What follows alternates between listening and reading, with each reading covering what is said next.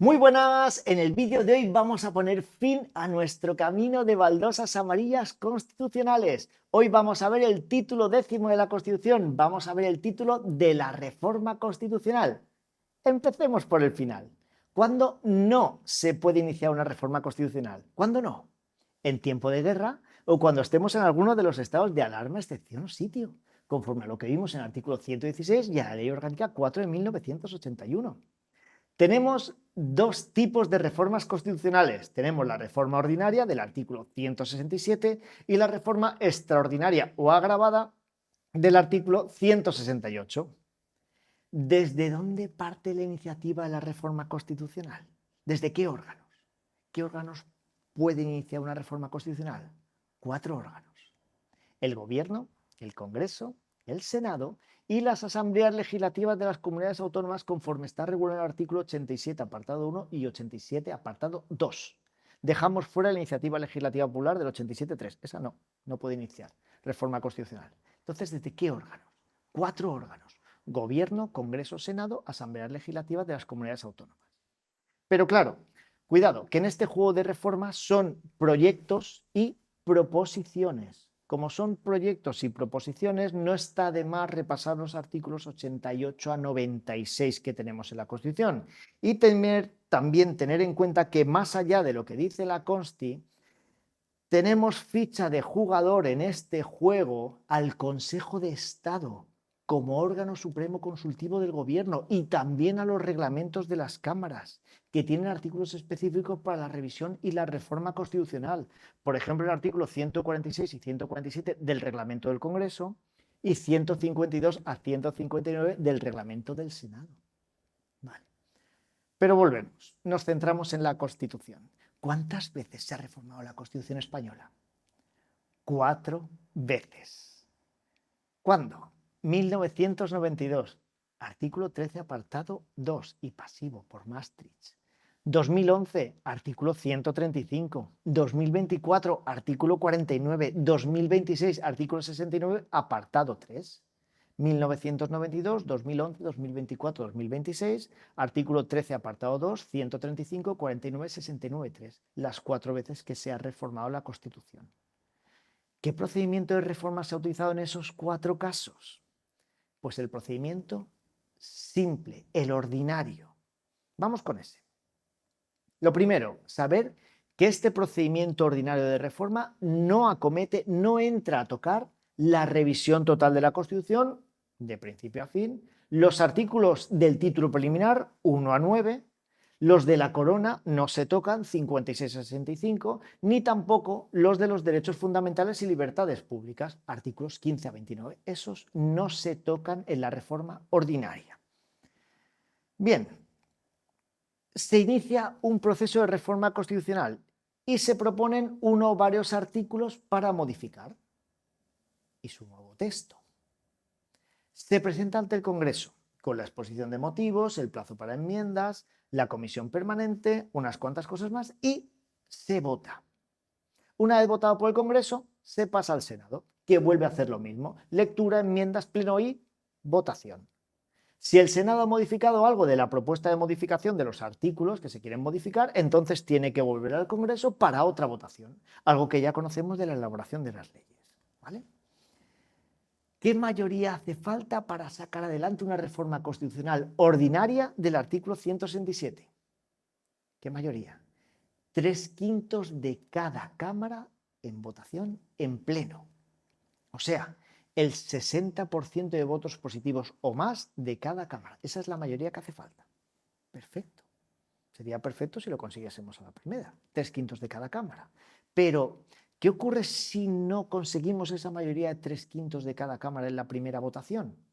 Pues no hay que preocuparse. Formamos una comisión paritaria de diputados o senadores, redactamos un nuevo texto de reforma que esté más apañado y más conforme para todos los actores y se vuelve a presentar con todo lo anterior que hemos comentado y se vuelve a votar. Mayoría para poder sacar adelante este segundo texto de reforma presentado por la Comisión Paritaria de Diputados y Senadores. La misma. 3/5 de cada Cámara en pleno. Si se consigue, genial.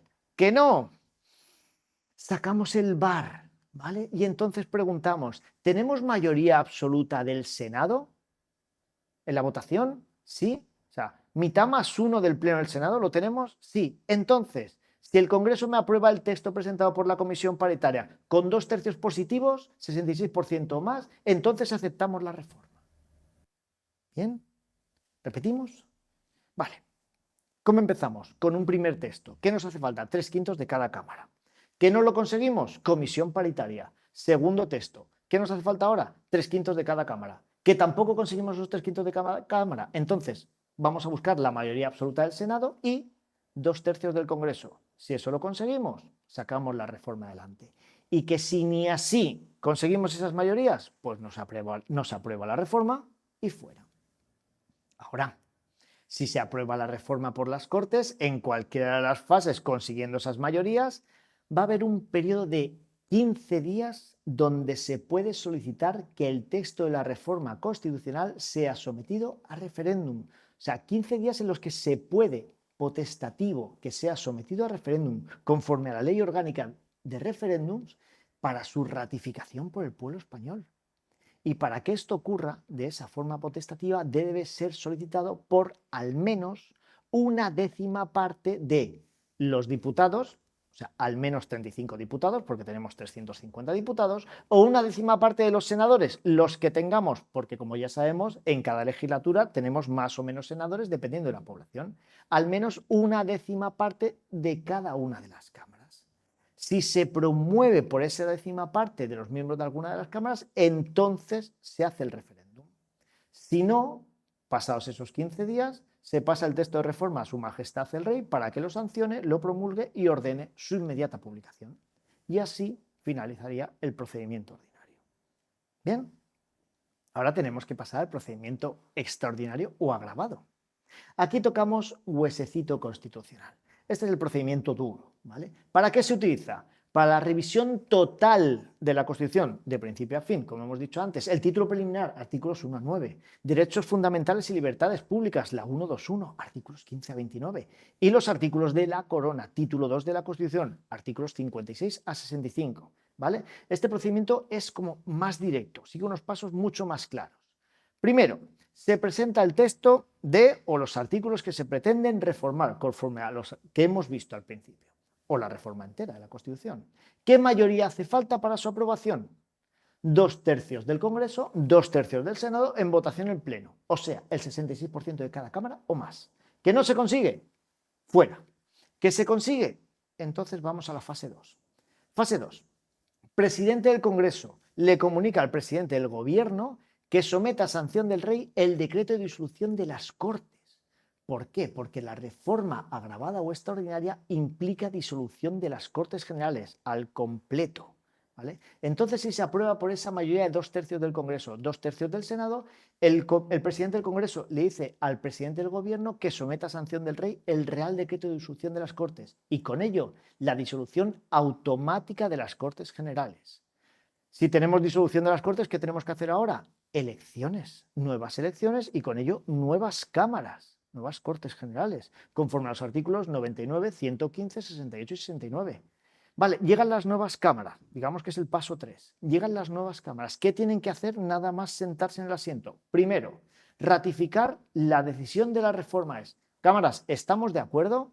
Sí, por el Congreso, sí, por el Senado, pero cuidado, según el reglamento del Senado, este sí tiene que ser por mayoría absoluta. El Congreso no me dice nada. ¿Vale? Ratificación. Luego, segundo, proceder al estudio del nuevo texto constitucional, de la totalidad o de los artículos que se hayan pretendido reformar. Y luego, tercero, votarlo. O sea, las nuevas cámaras tienen que ratificar, estudiar, votar. ¿Qué mayoría hace falta para estas nuevas cámaras sacar la reforma constitucional?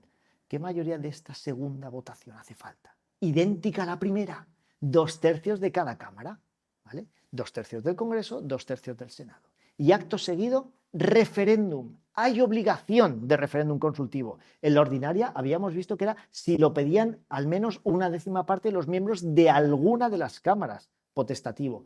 Aquí, en la extraordinaria o agravada, el referéndum consultivo al pueblo español es obligatorio, sí o sí. Si se ratifica por referéndum, entonces ya aprobada la reforma. Ya está aquí. ¿Cómo lo hemos hecho?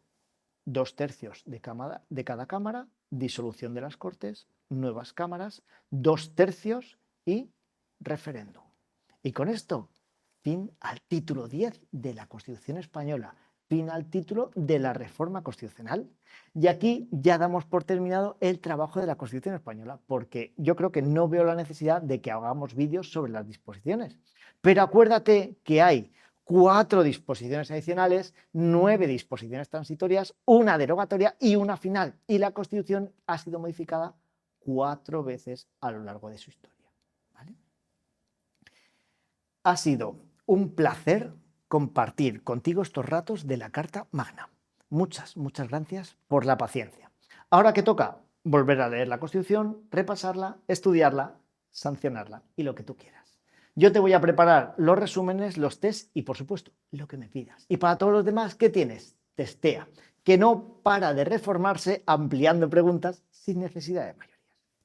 Beso enorme, te veo en el próximo vídeo.